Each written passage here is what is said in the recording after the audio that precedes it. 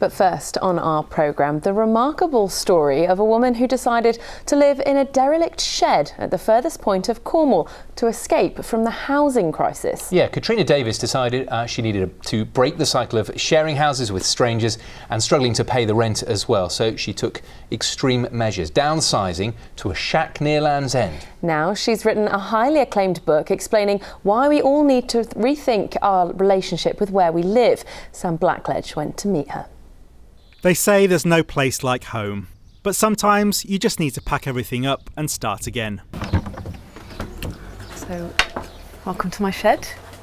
Catrina was living in a shared house, struggling to pay the rent and becoming disillusioned about her place in the world. I just remember kind of walking around Bristol, desperately wanting to find somewhere that I could just be on my own and just like looking at spaces, thinking I could live in there, you know, like some kind of tumble down shack or something, and there were all these empty flats because this is just after the crash, the financial crash. You know, it was just like, you know, what the hell, like we're all kind of crammed into this house and we're all miserable. Eventually, I guess it all just kind of whipped itself up into a crisis, I suppose. Feeling an overwhelming need to return to her Cornish roots, Catrina remembered a derelict shed which her dad used to use as an office. There was no electricity, there was no toilet or anything. Garden was really overgrown and it was only meant to be temporary. 7 years on, the shed has been transformed into a cosy living space.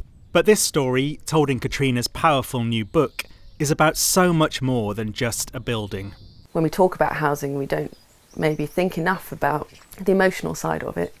You know, it's not actually just about shelter.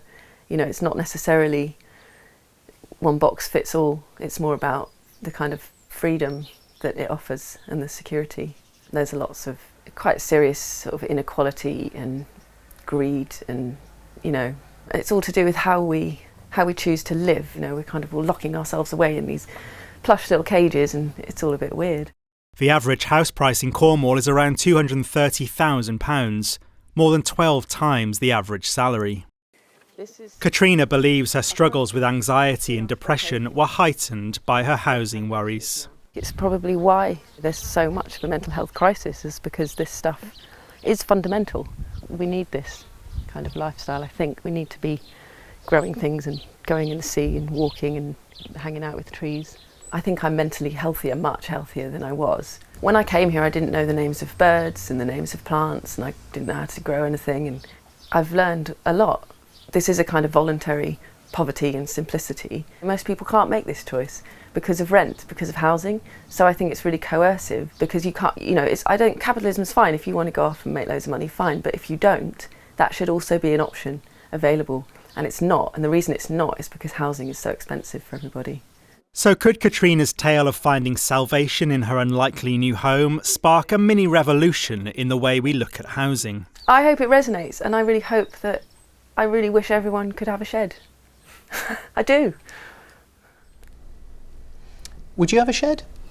There's something appealing about downsizing, isn't there? And like decluttering and not having so much stuff. Yeah, although I've got a wife and 2 small children, I'm not sure a shed Not sure you'd fit. would fit us at the moment. That was Catrina Davies talking about her move from Bristol to a shed in Cornwall.